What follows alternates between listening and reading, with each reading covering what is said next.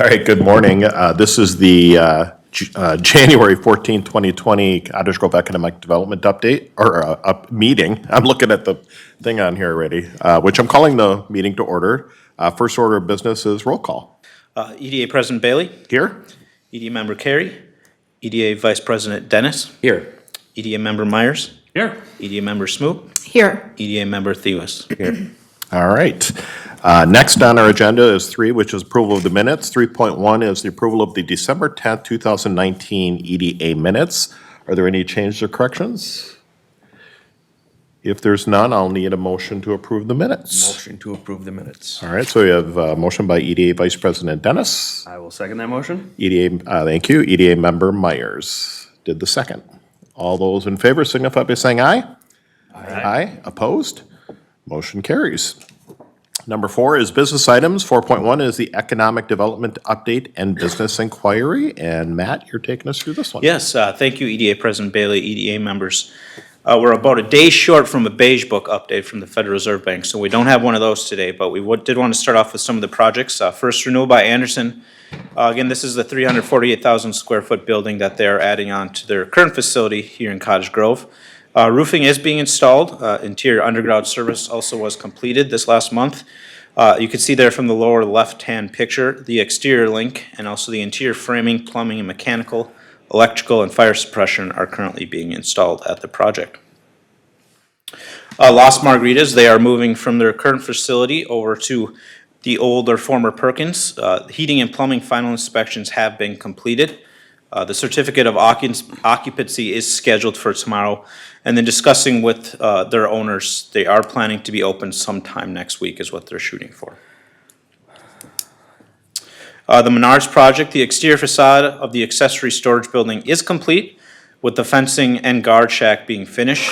The exterior enclosure of the existing storage area is substantially complete as well. The interior mezzanine, which is happening in the back, those footings have been inspected and approved, and then structural steel and elevator are currently being installed at the project. Just a quick update for Airgas. They are slowly making progress at the site. Site preparation for equipment continues with the pouring of some massive support footings. You can see there, based on the site layout, they're going to have some very large equipment, so they need some very large footings to support that equipment, so that's currently what's being done on site. Possible expansion occurring in our business park. APRO Development, on behalf of Leafline, has applied for an amendment to Leafline's existing conditional use permit. This request is for a 133,726 square foot addition to Leafline's existing building, which is 43,700 square feet.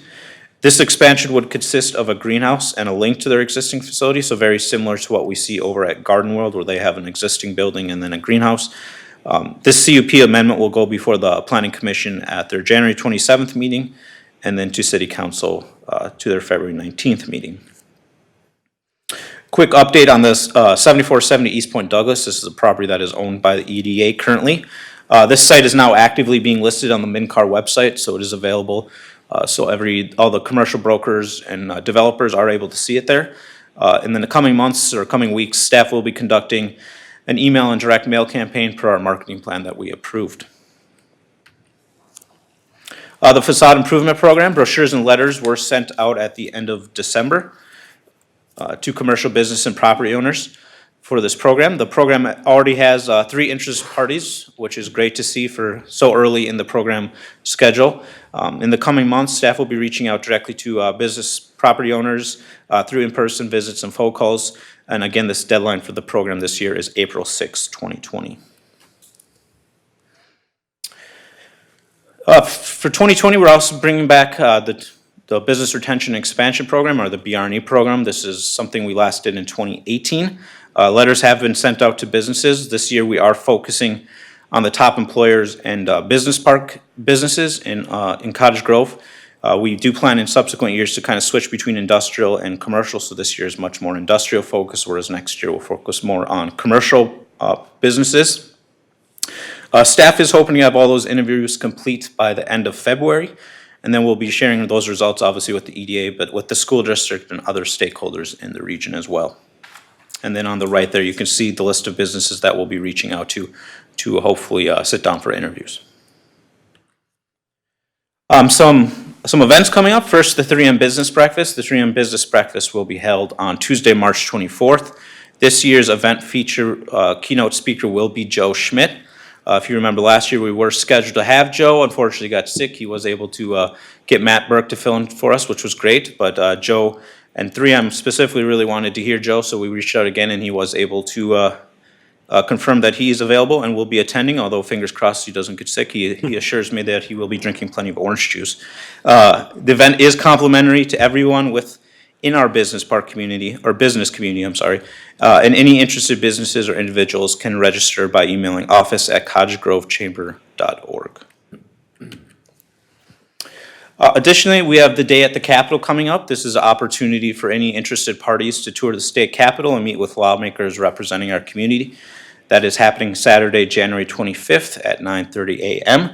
The event is free, and any interested parties can email either Chris Hetland at chhetland@cottagegrovemn.gov, or you could feel free, I can also take registrations and pass them on to Chris as well. And then a big event happening tonight, we have our Hero Training Center grand opening, which will be occurring right next door to us at 5 p.m. This event starts and it goes till 8 p.m. This is a great collaboration between the City of Cottage Grove and the City of Woodbury. So I know there's a lot of excited people looking forward to that. So with that, I'll turn it over to the EDA for comments or questions. Yes, thank you. EDA Vice President Dennis. Thank you, Mayor. I really don't have a question per se, but I did want to share some information here with the panel and the community at large. Since we did not have the Beige Book forecast come out, one of the things that I receive is a market commentary from our financial consultant called Ellers. And so 5 days ago, they put out just a small blurb, and I'm going to read it very quickly for us. Pent-up demand for municipal bonds and declines in yields are a favorable combination for issuers entering 2020, coming off a year where municipal bond volume exceeded $400 billion for the fourth time in 10 years. Moody's Investor Services outlook remains stable for cities, counties, and school districts over the next 12 to 18 months. So that's some good news for us. So Yeah, that's that is great news, actually. yeah, so there we are. Sounds good. Any other questions for Matt on this one? All right, thank you, Matt, and I know you're just going to stay up there because the next item we have on our agenda is number 5, which is public hearings. We have one this morning, which is the First Amendment to contract for private development between the Cottage Grove Economic Development Authority and Up North Plastics Incorporated and Mars 2 Incorporated. Matt, you want to walk us through this one? Yes. Thank you, President Bailey, EDA members. This has to do with the project with Up North Plastics expanding right now. I'm sure you can clearly see that's occurring just off 61s. We've got plenty of questions in terms of what's going on there. But just to give a little background, Up North Plastics, currently at 9480 Jamaica within our business park, has been there since about 1981. And they have a 451,000 square foot facility currently. Due to their success and expansion, Up North Plastics is adding a 428,000 square foot building, and with that, an additional 200 employees. As part of that expansion, the Cottage Grove EDA agreed to offer financial assistance as part of the project in the form of tax increment financing for a total not to exceed $892,000. This assistance was approved by the EDA at their January 8th, 2019 meeting and the City Council at their January 16th, 2019 meeting. So just to give you a little layout of where the project is happening, although again, I'm sure you can see it from Highway 61, but their current facility located there on the left, and you can see the addition area where they're currently adding that new 400,000 plus square foot facility. And then on the right, just give us a kind of a 3D perspective what it's going to be looking like once it's completed. So as part of the development agreement that we signed with Up North Plastics, they were required to create another 200 full-time jobs within 2 years of the benefit date. And the benefit date means either the issuance of the certificate of occupancy or Up North Plastics occupying the building that they are currently constructing. The starting date for then measuring those 200 jobs is 90 days prior to that benefit date. So in the beginning of December 2019, Up North Plastics, their corporate location, reached out to us and expressed some concern specifically about having enough time for doing the hiring.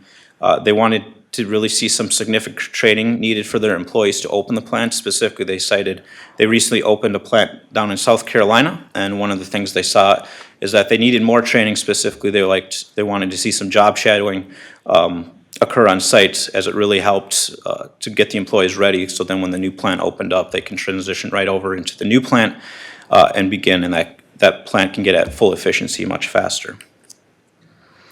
So as a result, we worked with them and we put together the amendment that is before you today. This allows Up North Plastics to begin hiring as of January 1st of this year to allow for training and job shadowing. Currently, Up North Plastic does have 309 employees as of December 13th or 31st, 2019. So Up North Plastics will still need to provide written proof to the EDA that an additional 200 employees were created after January 1st, 2020, and still exist on the property 2 years following the benefit date. So I guess the very important thing to note here is, even though we're pushing back or pushing forward when they can begin to hire, they still have to prove that they have 200 additional jobs above that 309 2 years after they complete the project. So we're allowing them the opportunity to hire those employees and start training them, but they still have to prove that those 200 jobs are still existing on site 2 years after the project is complete. So with that, there's a public hearing, as we are amending the development agreement that we brought before you back in 2019. So with that, I'll turn it over to the EDA for comments or questions. All right, thank you, Matt. Yes, Councilmember, or Vice President too, Dennis. Thank you, Mayor. So I just have a question. I know that the labor market is really tight right now. And do we have any idea of the salary ranges of these positions that they would be hiring for? And actually, Perry Haynes, who is the plant manager, he hears it well, so maybe I could turn that over to you, Perry, if you could.